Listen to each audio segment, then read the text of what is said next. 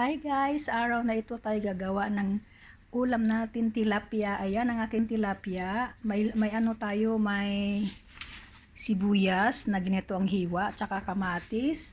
Ang ating panimpla guys ay olive oil, tuyo, at tsaka lemon, at paminta at asin. Ayan lang ang ating panimpla guys, at itong lulutuin sa oven. Ayan. Ipupunos lang natin itong ating sauce sa kanyang katawan. Ayan, ilagay natin siya dyan, sa hiwa. Imamassage lang natin to guys sa kanyang buong katawan para sumipsip yung ating panimpla. At bago natin i-oven.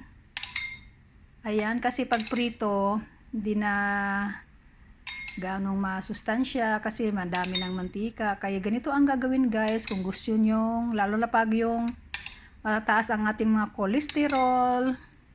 Ayan, i-oven na lang natin guys, parang kasi wala tayong uling dito na pang ihaw. Ayan guys, ang ating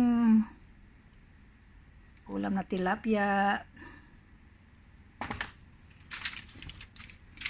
Ganun lang natin guys, ating i-massage para manuot yung panimpla na nilagay natin.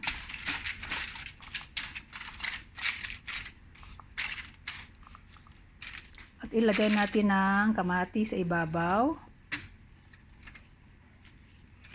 Yan. Tsaka sibuyas.